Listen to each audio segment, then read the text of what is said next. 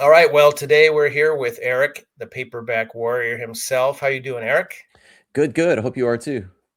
Oh, thanks. Yeah, we had a little snafu with the recording time. That's completely my fault, but thanks for being flexible. We're here to talk about "Fair Blows the Wind" by Louis L'Amour, not a western, a swashbuckling historical. Actually, I'm glad you have a physical copy because I don't. Yeah, it's and then I've got a scanned copy as well. Oh, whoops. I was gonna say I have a scanned copy as well, but it's got a little bit of a different cover. Yeah, I found that one today too when I was working on finding images for this.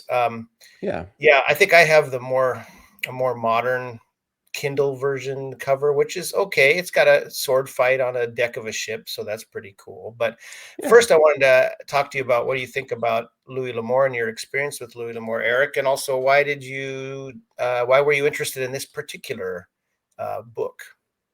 Yeah, and thanks for having me on the show. I'm a big fan of watching your videos, and it's the first time I think we've been on video together, so it's really cool.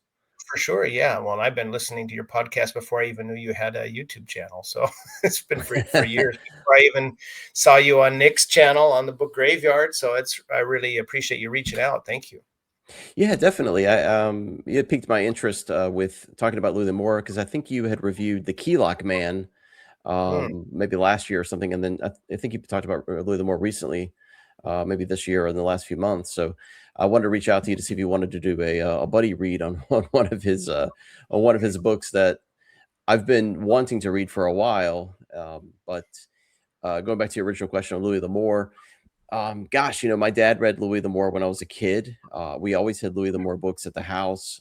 They were in stacks and stacks, and my dad would buy he would buy the same book over and over and over from yard sales or flea markets because Louis L'Amour's paperbacks all have different cover art. It's the same book, but you had a lot of different pressings through whether it was Fawcett Gold Medal or Bantam and different covers, photographic covers or painted covers. So we always had multiple copies of the books laying around. But my dad, he had really gotten me interested in Louis L'Amour when I was in high school with his Sackett books. Louis L'Amour has a Sackett family, as you're aware of, and the Sacketts were on TV at the time as well because the old Right. Sackett movies. Yeah, you remember those Yeah, on yeah. Sam Elliott and mm, is it Tom Selleck. Michael Osterhage, Joel Esterhage? I forgot the name of the playing the young guy, and of course Tom Oh yeah, Selleck. yep. Yeah, Glenn Uh, Ford. Yeah, good movie. Yeah, that always played in syndication on TBS or something on TV, and so that was always on. But I started reading Sackett's Land, which came out in 1974. I read that in high school, and I was just blown away by it. It's like one of my favorite novels. And his sequels, which were To the Far Blue Mountains, Warrior's Path, and Jubal Sackett. That was his pioneer family. But oddly enough, Louis L'Amour, he had wrote Sackett books that were set in the 1800s. Traditional westerns. Good guy with a gun coming to the aid of the widow or the land baron who's outnumbered. But before he died in 1988, Louis L'Amour had decided that he really wanted to tell America's history through these immigrant families who had arrived in roughly late 1500s to early 1600s. So he wanted to go back and do a little bit different take on the formula. So he came out with Sackett's Land again in 1974 that introduced, I guess, really the first Sackett that had reached America, which was Barnabas Sackett. And Good I name, think Barnabas. it's great. Yeah, Barnabas Sackett, which I think Not he arrived. Collins. Yeah, not Barnabas Collins, but Barnabas Sackett arrived, I think, somewhere around 1590, and that set up, Very early. yeah, pretty early. The Sackett family, and then To the Far Blue Mountains continues his story, and then we get into his kids, Ken Ring and some of the others. But interesting enough, in Sackett's Land, there's a brief cameo of I think it's Tatton Chantry, which is the character in the book we're going to talk about today. But I think he has a brief cameo in Sackett's Land. Oh, cool.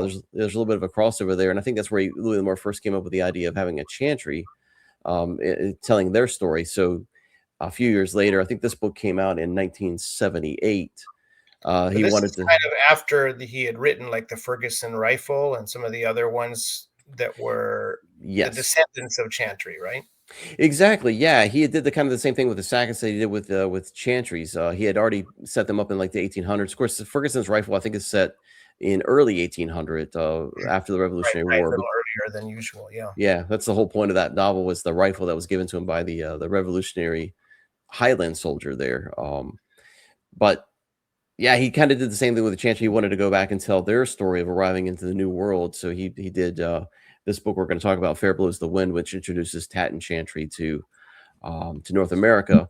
But this book, my dad really holds this book in high favor in terms of Louis Labor's Okay. bibliography. This is the one that he really, really likes a lot. And I have been putting it off all this time, thinking this is going to be my rainy day trophy book. Like, I love these early Sackett books so much. So I'm going to love Fair Blows the Wind because it's going to be kind of that same thing. And I think I went into it with the wrong perspective. I think you probably looked at it the right way, but I was thinking this was going to be more like a To the Far Blue Mountains or something like that, where it's going to be North America, Native Americans and things like that. But that wasn't the case, as we'll talk about. Well, it's interesting. You've read a little more than I probably have. I had friends. I had a couple of good high school buddies who read Lemore all the time, and I was like, I mean, I always liked Western movies and TV shows, but I never read many Western novels, and so I've only really gotten into Lemore in the last decade or so as far as reading. And I did read. I think I read 3 or 4 last year. I was read Westerns, and I liked them all very much, but I never read any of his kind of, I guess this was more of like a Robert Louis Stevenson kind of swashbuckling historical Right. adventure before. I didn't even know he did this particular thing. I knew he wrote mystery stories and some boxing stories, and he Yeah. wrote, jungle adventure stories, some Indiana Right. Jones type stuff, Pongo Jim Mayo, and all that stuff. And I Yeah. like those. But I hadn't read one of these before, and I enjoyed the heck out of this one. But it is um, maybe a different kettle of fish than a lot of readers might have expected, probably. Yes. Yeah, I think so. Yeah. But yeah, we can get into it if you want. I've got some notes of what I kind of deciphered from the first few chapters. Good. And then as my interest kind of I started losing interest a little bit in the book. So my Oh, I'm second sorry. half of the book, I don't have as many good notes, but I still Well, I enjoyed the book, and I'll tell you the reasons why, and then I'll tell you the reasons why I didn't like it. But we can swap our perspective well, on it. I guess I just wanted to mention that I really enjoyed this book with a caveat maybe towards the end, Right. because we should say that this book is mostly a one big massive flashback, and to how we start kind of in media res, which is a smart way to start, I think. And then we have a long flashback on how Tatton Chantry got there and all his adventures. And I kind of got so much into that section that I was almost sad to come back to where we were at the beginning. So, but Right. anyway, you want to start off with the beginning, how you want to tackle that, and then I can. Yeah. If any parts where you kind of started to zone out, I could try to step in a bit. Yeah, I mean, the book starts out amazing. I mean, it's like the first few pages are just absolutely amazing. We're introduced to this guy named Tatton Chantry. He's with a couple others, and they've sort of went to this shoreline off their ship. Their ship is out in just a few meters out in the water, and they've kind of resupplied on this shoreline. And so him and these two other guys are on the shoreline, and everybody else is off on the ship, and they get attacked by Native Americans. They're attacked, and some of them a couple of them are brutally killed. And then he tells us that he's Irish. He's descended from Irish kings. He lived in what passed for a castle in Ireland. He's an outdoorsman. He tells us that he's explored caves. He's a good swimmer. He's a good hunter. He's got a sword and a knife on him, which are going to pay dividends throughout the story. And on the ship, apparently he was a merchant venturer. Hmm. And then we were told, and this is all in the first chapter. We're also told that the British killed his family, and that he escaped into the wilds. And that's your first 6 pages of chapter one. It gives you this whole big thing, and I'm like, yeah, this is great. This is going to be a great novel, and it's going to be about him getting from the shoreline, further into North America, and because that's kind of what happens with Barnabas Sackett's story. There's some swashbuckling and some ship stuff, but he's really Well, I getting thought further into that's North where we were America. gonna go too. I really thought that we would get some flashback, of course, is that Yeah, because he gives a little mini flashback, yeah. and then we're back on to the shoreline where he's at. And are we on an island? I got a kind of impression either we're on the coast or we're on a we're not we're in the Carolinas. Did I get that right? Definitely in the Carolinas. They talk about some sandbars and some mangroves and things like that. But yeah, essentially, so yeah, the men on the shore were killed, the ones that made it back to the ship, and the ship took off. And Tatton Chantry's thinking he's SOL, he's left on this. They took off, and but he's constantly throughout the book, he's got this optimistic spirit. He gets Yes. down occasionally because he has a reason to get down occasionally, but Right. he Yeah. has this fighting, indomitable sort of spirit, which becomes clear. And he smells meat cooking and walks Yes. into a campfire area with a bunch of genteel Spaniards and some other soldiers, and then a beautiful lady. And I'm Right. like, all right, yeah, we got the lady because there's always usually a beautiful lady Yes. in a Lamore novel and a romance, but this then kind of zigs when you expect it to zag, maybe. Yeah, it definitely changes up quite a bit. I was really interested in the fact that he's in the Carolinas and he talks about going south and trying to get across the Savannah River, which is in Georgia. And then he talks about the town that I live in, St. Augustine. He wants to get down to Right. St. Augustine and do Wow. some trading and things like that. So I was like, this is great. But yeah, you're right that the ship has left him. Like the ship is gone, and he's now in this new world all by himself. And yeah, he smells some things cooking, and he goes down and he finds that there's these Spaniards, and their ship is apparently sunk, although we don't really have any Yeah, evidence of something that. kinda weird. We can tell something weird's going on with it. Yeah, he's Yes. suspicious right away of them, but he kind of marches into camp like he owns it, and cuts off a piece of meat roasting on the fire and, uh, you know, kind of befriends a couple of is the one guy a Basque? There's so many Yeah. characters in this book, but I think there's a Basque guy that is glad he kind of whispers to him, "I'm glad you're here because these guys are way out of their depth." Yes. Yeah, the guy's name is Armand. That's Yeah, right. he's Basque, and that's again similar to I hate to keep going back to Sackett's, but they're really parallel. In Sackett's land, Barnabas befriends a Muslim, uh, and he becomes kind of like his sidekick. He's like a warrior from I can't remember what country, but it's kind of the same thing. He befriends Armand. He likes Armand immediately, and he feels like he's the one guy who's like a real warrior. He's really brave. And I was thinking, yeah, this is going to be great. They're going to team up and they're going to forge westward, but that wasn't the case. Instead, we get an introduction to two Dons. There's a Don Diego and Don Diego and the other guy was Don. Men Sorry, I forgot his name. Don Manuel.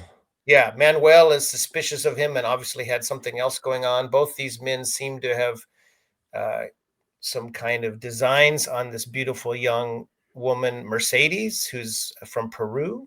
I think her name's Mercedes, right? I'm not Did I sure if get I'm it right? saying Guadalupe. Guadalupe. It's Guadalupe. Sorry, sorry. Yeah, Okay. yeah, Yeah. Guadalupe. She's from Peru. She's from Peru and she's got Incan blood, I guess, or they want to get some idea of where this treasure is that she supposedly knows, Right. but Yeah. this is just one of many, many elements in the story that There's doesn't go anywhere. But no. Yeah. but you know, he's going to help her. She kind of they make a kind of a connection, but then Yeah. uh, some things happen where he gets separated from them, and some other bad guys show up, and then he finds a guy in the swamp that's been living there. Yeah. And then we get a long, about a 200 plus page flashback. Yes. Yeah, we learn in chapter 4 that when we meet Chantry here at the beginning of the book, he's 28 years old. But in these flashbacks, we go all the way back to like he's 10, and we get his whole childhood and 10, I thought mention. he was about 14 or 15. Well, anyway, Yeah. he's very young, I guess, when he ran away, right? Yeah. Yeah, he's really young when he runs away. He spends like 2 or 3 years, just foraging for things and in the wild. But yeah, eventually he's, I think he's 14 years old for the bulk of the second half of the book. But just like a lot of Louis L'Amour's books, it always goes to survival of the fittest. And in these early pages, you can see like Chantry befriends Armand. He feels like he's a brave warrior. He befriends Felipe, which is Armand's friend, Right. and then they Well, talk about right. And her servant girl, right? yes, right. But there's an interesting thing that happens in chapter 4 where he Mm, mentions that Chantry isn't his real name, yeah. that he acquired it from an old man that his father lifted from the sea. And the old man had whispered something to his father that he didn't know what it was, but from that point forward, he just picked the name Tatton Chantry because he thought it was unique. At least Well, and that's what also we're I told at think the beginning. the implication is, which we don't really learn. We learn that he's somehow related to Irish royalty. The English Yes. are uh, killing off the royal family, and that if his real name got out, he'd be, his life would be forfeit. So he takes this name, but they really tease out who exactly he is. We don't ever really get 100%, Yeah. other than he is somehow related to royal blood Yes. of some sort. But Yeah. most of the book is him learning, getting various father figures, and learning to be good with the sword. And I mean, we'll just say this right now, that no matter where this book goes, I was engaged through most of the whole thing because Louis L'Amour is such a consummate storyteller. He always Yes. put the character in every chapter. Something's happening. He's in some kind of trouble, or he's learning how to do this, or he's trying Yeah. to escape that. And it is just go, go, go for most of this book. So it's by no means a Yes. slow book or No. boring. No, it's almost, in my Too opinion, much. it's too much, too fast, and it It's like turns 6 books in into one book, really. Yeah. it really is, I got and I don't know if this happened with you, but I got, images or the vibe of Tom Sawyer because he just Oh, no, I keeps hadn't made that connection, but that's very good. That's a good he just connection. like you mentioned, he goes and meets, like, all these people, and every chapter, it feels like he's meeting somebody new. You mentioned earlier, he ends up in the swamp, and he meets a guy named Turley, and, Right. this is in the present time. In the He's in the present, which yes. what do we figure? Is this around the 1500s? Late 1400s? Yeah, this would be around the 1590s. Okay. Yeah, So a little 1590s. little even later than the Sackett first one, maybe. Okay. Yeah, it's Or around the same 1590s. time? Yeah, around Okay. the same time because they meet, in Right. Sackett's You mentioned Land. that. Yeah, so like 1590, I think somewhere around there, but, he But meets quite Turley early on, yeah. very early. Yeah, very early. Turley is, he just claims that he's, been shipwrecked there for many years. He's lost track of time. But He he's like a ninja of the area. He's got all his little hideouts and he things. does. Yeah. He pledges allegiance to Chantry, and Chantry tells him how he escaped Ireland and his father was killed by the British. And then we go to, like you said, we go complete flashback by chapter 8. We're living, in a complete Yeah, they flashback. do like a little teaser flashback, and then we're back to him and Turley Yes. watching what's happening. There's someone that he kind of recognizes from the back, which, Yes. we're getting into strong coincidence territory when that eventually plays out. But Right. but Yes. that's no big deal for me. But yeah. So and then while he's there, he and Tatton and Turley are waiting to make their move to try to save, because Turley's not really wanting to do this, but he's backing his play, I guess. Yeah. Tatton's play but Tatton's guaranteed, or has promised himself, he's going to get this woman out of the Yeah. problem, that she's in. And in the meantime, he's secured her treasure from the ship that was Right. suspiciously abandoned. There's a bunch of weird stuff going on there that we don't quite get what Yeah. was the Spanish guys really up to, but it's not really important in the story, I guess. But yeah, then we start No. with him leaving home, and he meets. I mean, we'd be here for hours to talk about all the adventures he goes through, but the Right. important ones are, I guess, he meets a lot of people that help him, whether they're English or Spanish or Scottish. Yeah. He has he wants to learn because he remembers the men who killed his Mm. father, and you think maybe he's going to meet the guy who killed his father down the road and have a duel with him. That doesn't quite pan out, but he does run into a real nasty piece of work named Rafe Leckerby. Did I get his name right there? I think so. Yes. Yep. Yeah, Yep. who's a really skilled swordsman as well as a nasty bully. And in Yep. over some time, maybe a year's time, that Tatton has fallen in with some gypsies, and this gypsy swordmaster teaches him a lot, and he's gotten quite good. But he quickly realizes when he confronts this Leckerby guy that he is outclassed, and he narrowly escapes with his life and ends up getting off in the Hebrides somewhere with Fergus McGaskill. This he Oh goes yeah. looking for Right. this. Yeah. This Yes. is a really cool section of the book too. I really Mm. enjoyed this section. You have this long period, not long, not long enough, I guess, but this it kind of changes into a kidnapped almost kind of situation, a Robert Louis Mm. Stevenson thing with some skullduggery with Scottish clans fighting, and we get some background on that. And this McGaskill guy is a really larger than life character, really cool character, and he really likes and takes a liking to Tatton, who's got a real strong backbone, I guess, and they keep Yeah. saying how he carries himself well and he's a stout lad and all that. And so the guy takes him in and they work hard to train him. And then they get separated, and then he's off and Right. yeah, it just goes. And then he's in London learning how to write plays and running Yes. into Leckerby again. And anyway, Yeah, I think originally like you said, he wants to kill the guy who killed his father, and he wants to go to Yoda and learn the lightsaber, basically. okay, And basically, so he and goes he to goes this to a gypsy couple named different Yodas. Yeah, yeah, a couple yeah. The first one is a guy named John or Vipoint, who then points him to Corey, who's right, the right. gypsy.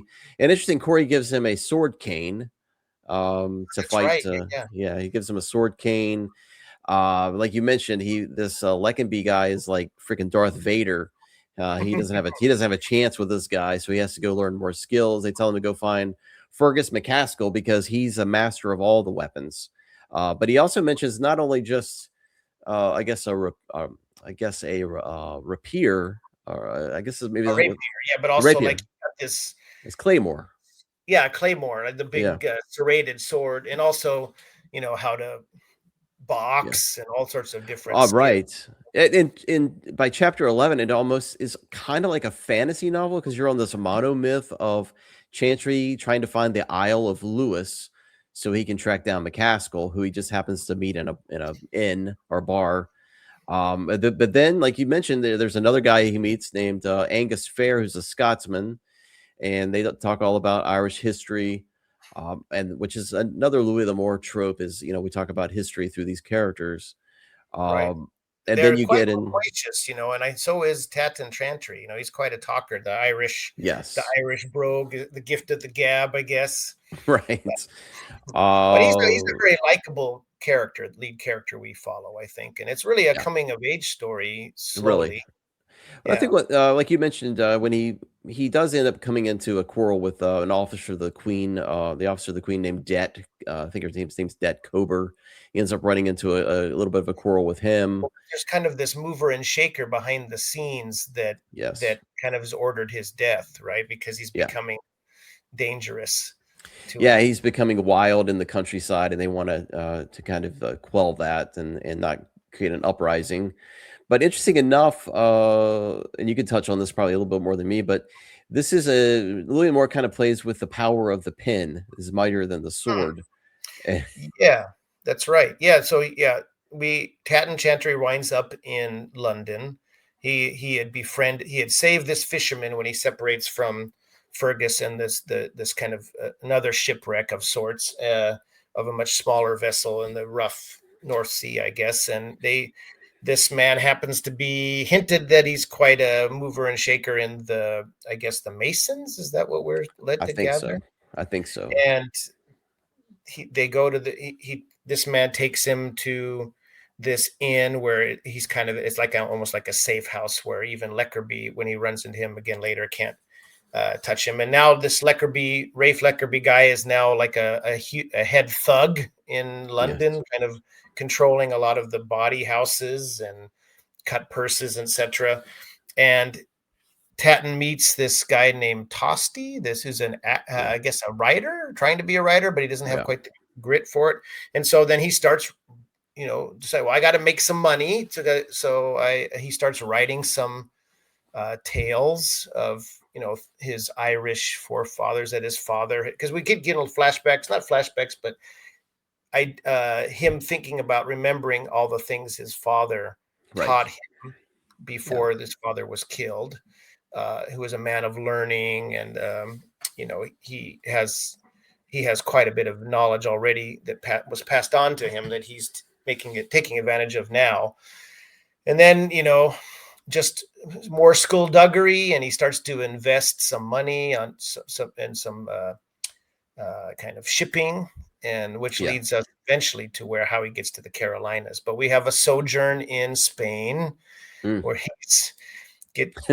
there's a battle at sea that he is doing really well at, but then he kind of is captured, but he puts himself he kind of saves the honor of this young Spanish guy who's kind of taken over command of the ship, and this guy is a very high level nobleman and ends up befriending Chantry. Chantry just manages to make friends, luckily for him, wherever he goes, as well as making lots of enemies. So Right.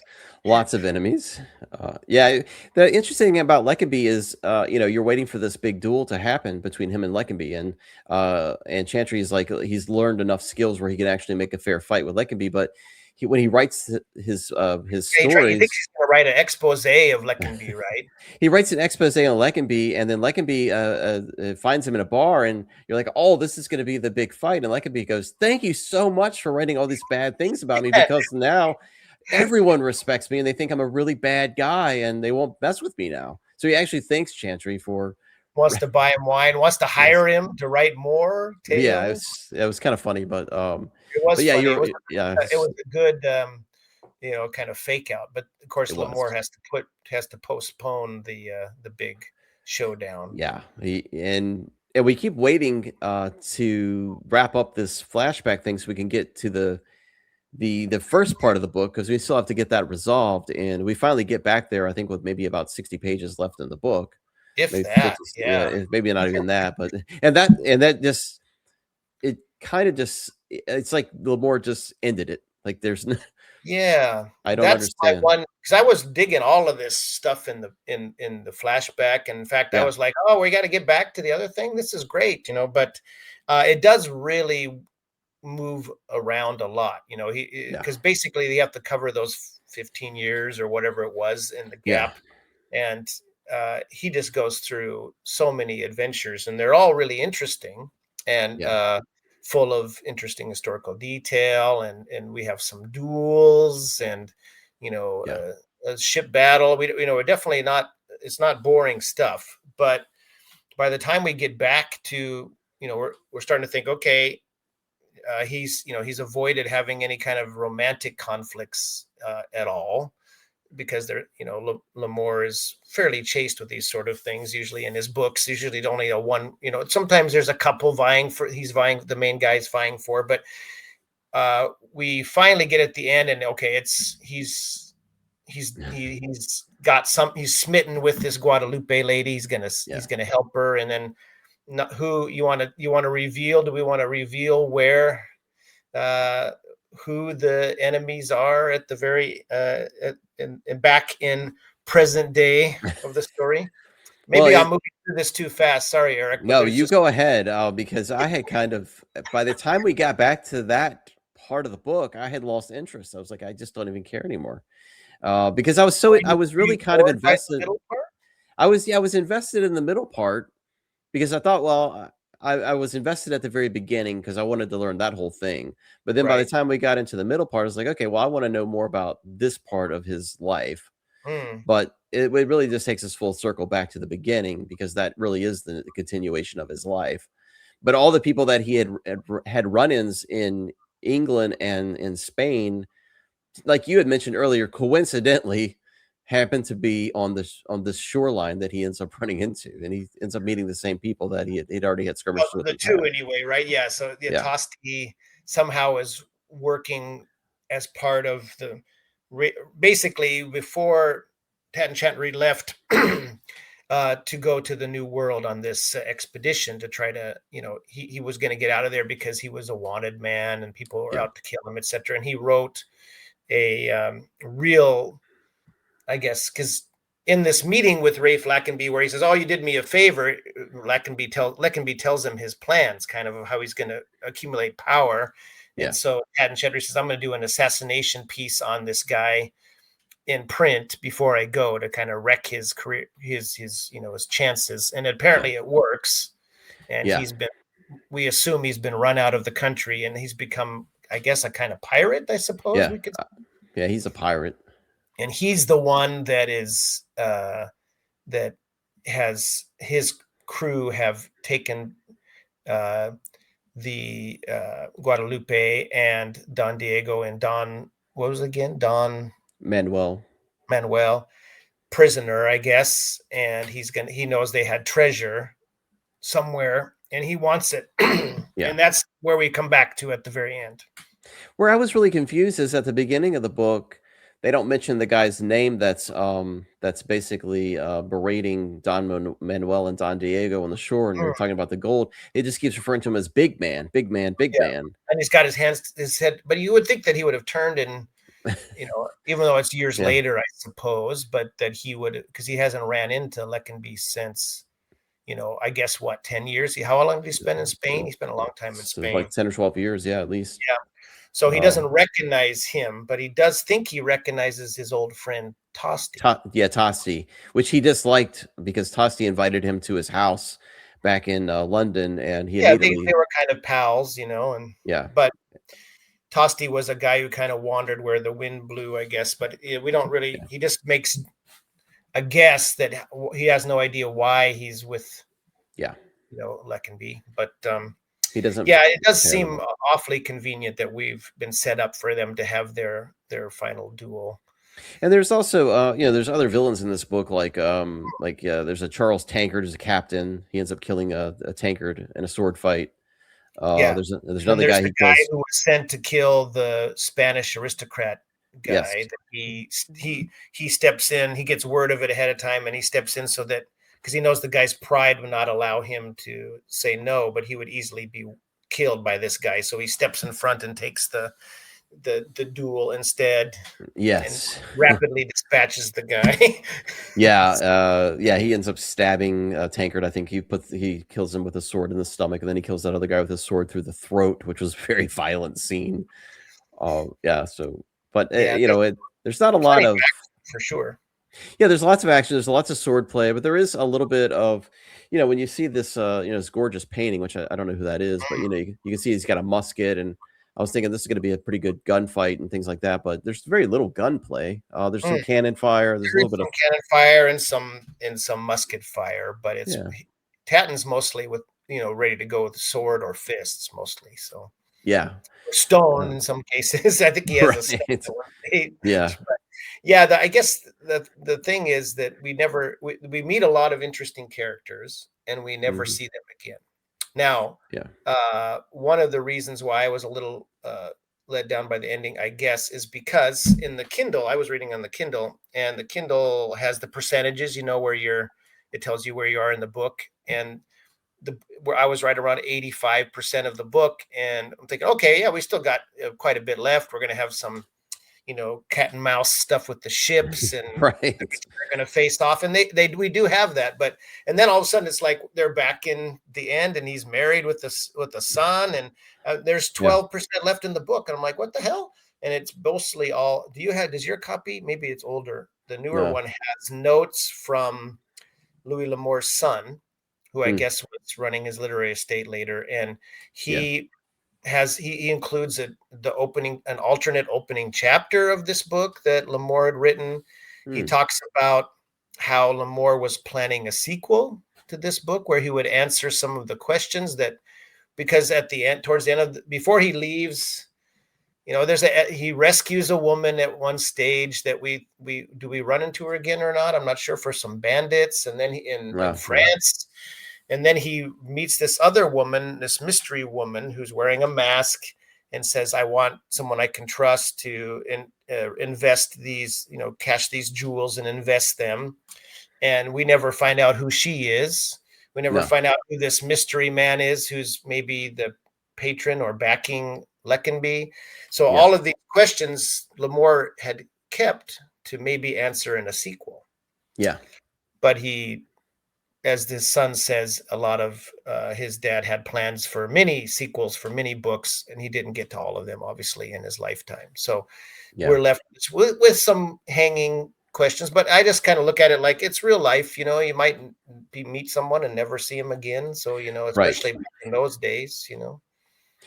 Yeah, I think Lamore had plans for both of these families. There's mentions that he was going to do all the way through Revolutionary War, Mm. Civil War, and he makes mention that both the Sacketts and the Chantrys fought side by side in the Civil War, and that the two families they crossed paths several times throughout the other different books, and also another family that he had, which was the Talons. Talons, that's right. Yeah, Milo Talon, that right. yeah. Yeah. They all three of those families entwine at some point and are in other books. But yeah, I think the idea was to really give us another Tat and Chantry book, and then probably like you did with the Sackers, maybe the son, grown up son and things like that. But just couldn't do it. Just ran out of time. Well, I'm sure he was pressured to write more westerns. I know a lot of probably some of his fans were bemused to get this kind of a book, but Yeah. the book is highly regarded. Like your dad loved it. There's Mhm. another booktuber, um, homeschool library that said, "Oh man, I'm so excited to hear you guys talk about Fair Blows the Wind. I love that book." So, and I can see why. I mean, it's a rip snorting yarn, really. I mean, Yeah. and it's uh, full of incident, and like you say, maybe too much incident for one book, but um, Yeah. you know, and Yeah. maybe It's too much for one character to have survived through. right. Yeah, I mean the book is nearly 300 pages. When you think about Lamore's books typically being about 180, 150 to 180. This is a pretty thick What book. what is the in that one? Because in the Kindle, it was 370 some pages, so, that must be what, 298 or something like that? Yeah, 280.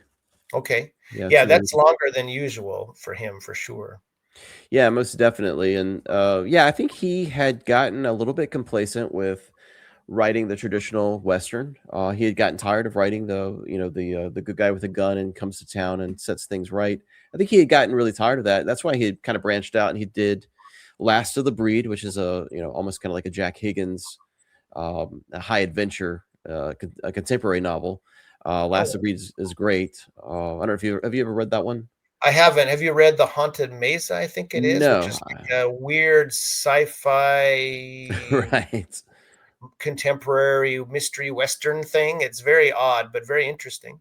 But Yeah, a and little bit rambling. I think that was his last book, or one of them, and I think it's a little it needed some pruning. I think that one. it was one of the things with the one that you just mentioned, Haunted Mesa.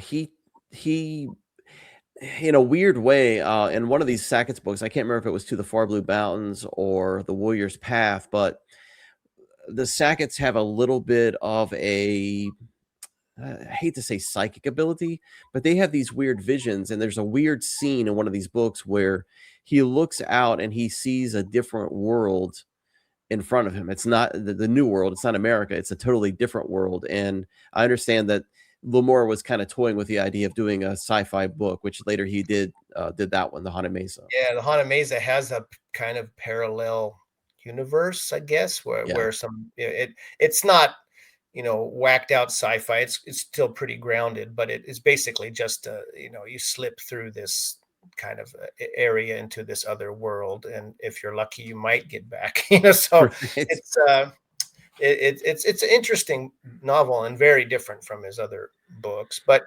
again, the guy could write a lot of different stories. I just Yeah, think maybe later in life he got, like Agatha Christie, similarly, a little bit less focused. Never, he yeah, wasn't nearly quite as losing the plot as poor Agatha was towards the end, where she's her last couple of her novels before the two that she had written in World War II that she had put aside in case she died in the Blitz, that were her last two books published, Curtain and Sleeping Murder. And those are, really razor sharp, because that's when she was at her peak. But some of the ones before that, like By the Pricking of My Thumbs and stuff, are a little little woolly headed. You could tell, she was in her 80s and trying to put a book out every year, and some maybe not up to her prime. So Yeah. maybe something similar was happening with Lamore. I'm not sure, but he's Yeah. a real steady hand. I've not read a book by him that disappointed me, and this certainly Yeah. wasn't the case here. I really, I was racing through the pages for that flashback.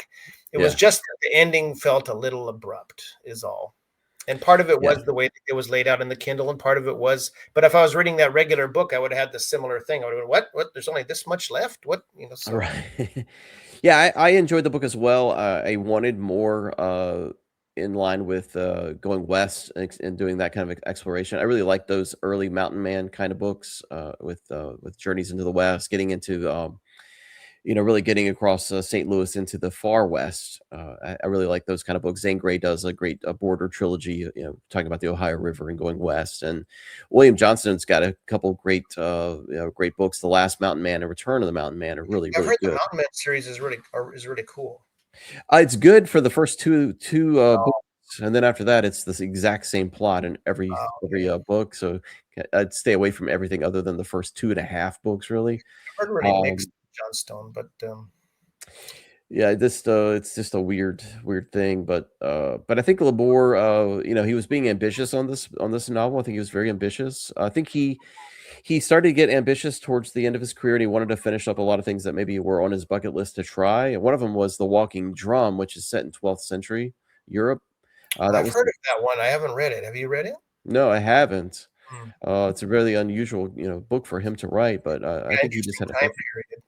Yeah, Well, I know you could say that his westerns have similar uh, plot similarities in general, but then most westerns do. But you can do so much in a western, and I think he managed to make most of the ones I've read different enough to be interesting. And he's really good at action, and so he is. yeah, I read The Keylock Man, of course, and I read, of course, the Bowdry stories or Bowdry stories, and Oh I yeah, read Over on the Dry Side, which is actually, I think, the chronologically the last of the chantries, yeah. or next to last anyway. He only wrote, I think, four chantries, right? Something like that. I think so. Yeah. There was another one. Um, Oh, the I forgot the name of it. Dang it! It's about an acting troupe that gets stranded by some out in Wyoming, and this again the terse, laconic loner comes to their Oh, rescue. yeah, I just read that book actually. That was, It's really good. I can't remember the name though right now. Dang it. uh, That doesn't sound promising if I can't remember the title, but it's a good title. But I can't think yeah, of it it right was, now. Heller with a Gun. That's it. Heller with the Gun. Yeah, that was really Yes. good. I was gonna say, yeah, this is one of the Chansey books is this one, and then the one you mentioned earlier, the Ferguson rifle, Mm. um, which is kind of a neat concept, with the time period and stuff. But if you wanted to get, I think this is another. I think this is a Talon, but I think Chantry's in it. Rivers West. But if you were interested in getting into sort of Lamore's Irish immigrants coming to the New World, the Iron Marshal. Half of his books is Irish. Yeah, But Iron Marshal's a good one, I and like that. I like that cover though. The covers of those old, oh yeah, especially the Bantam. Is it Bantam that does those? Yeah, yeah, Bantam. they're so evocative. I love those covers. Of course, you've got Steve Holland on a lot of them, but this one is another Irish guy, Galloway. Away. But yeah, it's something that you and I had mentioned briefly in our discussion about doing this video was that I think in the BookTube world, and I'm as guilty as anybody, as what we like to do is we try to find like obscure paperbacks to talk about, or we go for the cult collectible paperbacks and we talk about those, or we talk about reprints. Whatever the newest publisher is putting out, where Starkhouse Press or Cutting Edge or Brash or whoever, we talk about those books. But we we seem to in the booktube world we tend to circumvent the Robert Ludlums or the Elmore Leonards or the Louis L'Amours or Zane Greys, and we don't talk about them as much, which I think is a real shame. And I think people, they say when they go in a bookstore, well, those books are everywhere. And that's true. They are everywhere, but they're not They're everywhere for everywhere. a reason, really. Yeah, they're not everywhere on BookTube, and I've I've recently accepted the fact that I'm skipping great authors and great books in pursuit of some obscure paperback when I really should be reading the Elmore Leonards and the Lawrence Blocks and the Robert B. Parker books because they're great for a reason. And it's funny, I was talking to Nick the other day about my Louis L'Amour collection, and I said, "Do you want my Louis L'Amour paperbacks?" And he's like, "No, because they're just everywhere." He's like, "I could get those anywhere all the time." But I think it's nice that, that you were talking about Louis L'Amour and that we have this video because there's not a lot of people talking about him anymore. Well, and I'm kind of excited about it because, like I said, I hadn't read that many. So to me, it's a open field. There's a lot. I mean, I've read probably by now about 10 or so, but he's got what, Yeah. another 90 plus or something for me 90 to read. plus. I'd read a fair Um, amount of short stories, but these yeah. novels. So, and I know they're ubiquitous in used bookstores, but I never really collected too many of them. So I got this lot off of eBay last year, and that was gave me about another 12 of them. But I'm going to just scour the bookshelves when I go home this next summer to get more because I find them really, maybe shouldn't be read in quick succession, although I know some people do. Yeah. But it's funny also that some people have tried them. I know Brian at Bad Taste Books tried and he couldn't get into them, or I think Tim at Secret Fire Books couldn't Mm. get into it. And I think Paul at Check Your Shelf said they're too square for them, I guess. But Right. I don't know. I Yeah. mean, I think he does a really good job. He doesn't do that so much in this book, but in his westerns, he spends a lot of time describing landscape and He weather does. and things, and he does it very well. And you Yeah. really feel like you're there. And Heller with a Gun, I was shivering with cold through half of that book Right. in the Yeah. middle of the summer, when I was reading Yes. that. And he does action very well, and he He does does. archetype type characters, I Mm. guess, very well. He manages to come up with enough variety, Yeah. but there's always a heavy that's very formidable. Yes. And there's always a attractive woman, and there's always Right. the main guy is either loquacious, talkative, and badass, or quiet, taciturn, and badass. So Yes. Captain That's Chantry is the former. He's yeah.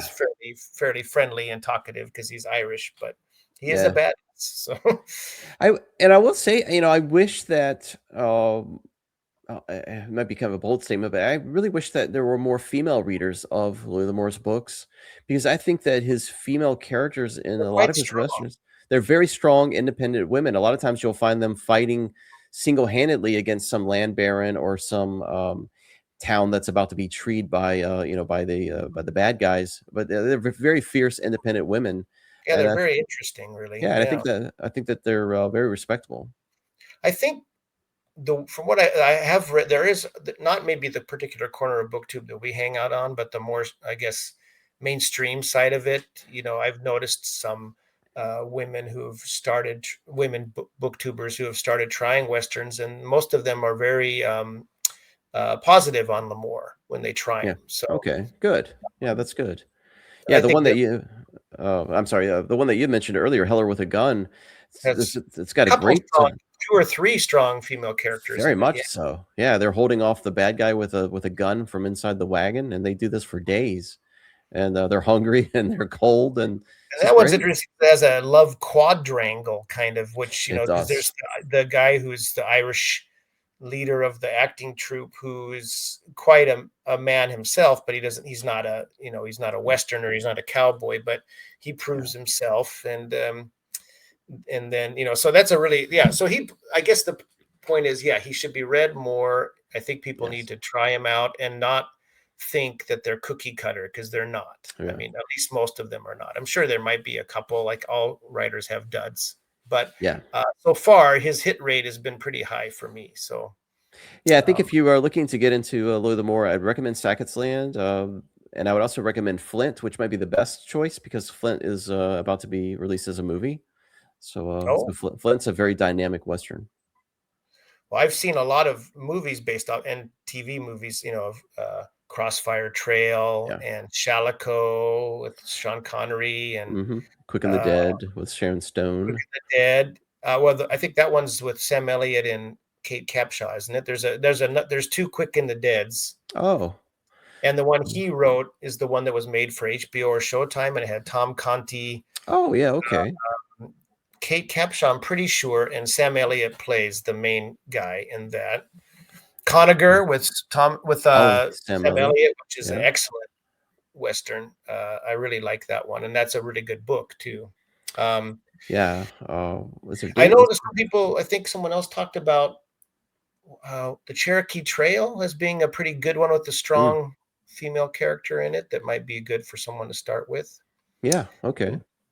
I Yeah. think there's a aspect of someone Tim or Brian's age that rejects or rebels against a traditional Western. They grew up on spaghetti Westerns, which are more nihilistic, and that's not something you're going to find for the most part in Lemore's stuff. And so Right. if you're looking for that kind of or an edge kind of book, you're not going to get that kind of Lemore believes in good and bad, so Yeah. His heroes are very cavalier and very gentle, I guess. Yeah. yes, classy. They're mostly classy Yeah. westerns. They're classic traditional Westerns, and not everyone's down for that. So that's fair No. enough, Yeah. but um, I like spaghetti Westerns as much as the next guy, but I really like classic ones, traditional ones too. And I think if you can't go Yeah. wrong with Lemore, he's pretty entertaining. Yeah, he's a generational type of a read, I guess, for all ages and all generations. So yeah. I don't know how much he'll be talked about on BookTube, but I know his books will probably last a lifetime. They're just everywhere, and there's so many. Yeah.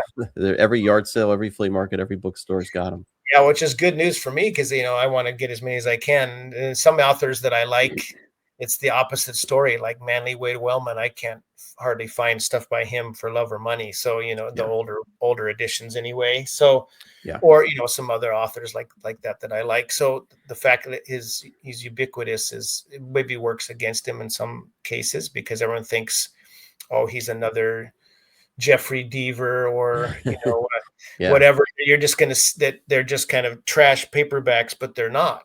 They're really good. They're really good. So, yeah, exactly.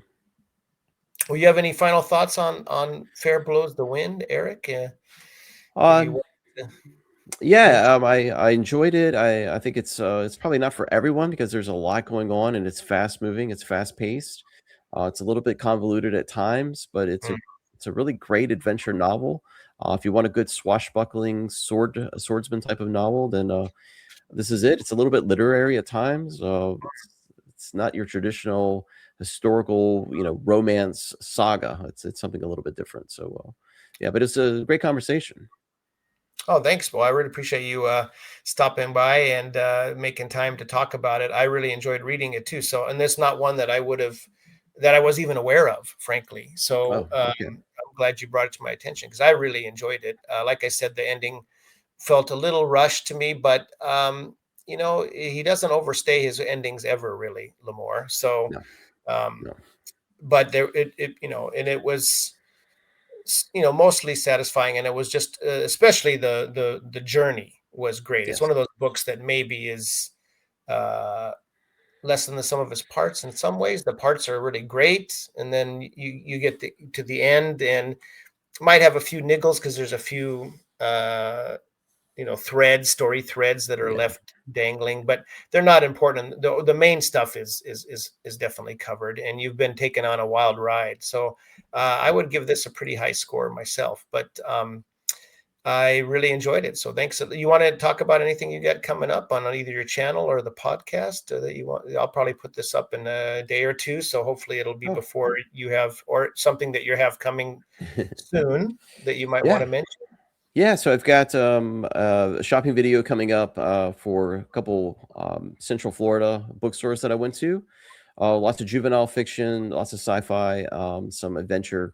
Those are really fun to do. I really enjoy doing those videos because it gives me an opportunity to research who the author was, who the publisher was, what era it was published in. So I'm looking forward to finishing up that shopping video. Hopefully, it'll be up this week. I'm working on the next podcast episode because it's been a while since I've had a podcast episode. So I'm working on that now. I'm going to be tackling the really odd Halloween movie novelization that came out in 1979. Oh, so wow. I'm going to be talking about that.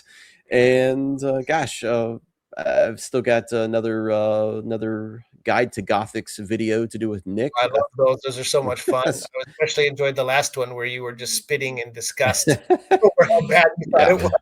Yeah, it's a little bit of an immature, notion, I Oh, guess, no, about I it, thought it but was very funny. yeah, Yeah, it was a lot of fun to 'cause do, usually you're very measured, so it was good to see you kinda smack it to the curb a little yeah, bit. boy, I hated Well, that, I'm really interested in juvenile fiction as well, so if you ever wanna do this again and maybe talk about a particular, book that you're interested in, if I can get my hands on it over here, then, yeah, I'd be down for that or whatever, anything else again, so, yeah, that'd be good. thanks a bunch. Appreciate it, Eric. I'll look forward to seeing your upcoming videos. I'm always impressed that you manage not to buy that much stuff when you go to the bookstore and you show all these cool books. You'll come home with many of them like, "Why? It was right there. Why did you buy it?" Yeah, yeah, the bill collectors, they don't like that too much, so, Yeah, well, I know you are downsizing a bit, so yeah. and I know Nick chastises you about it. "Why are you doing it, Eric? Why?" Yeah, but, All yeah, right, but man. thanks for having me on here, I really appreciate it. Yeah, appreciate it, man. Thanks a bunch. We'll talk to you later. Bye-bye.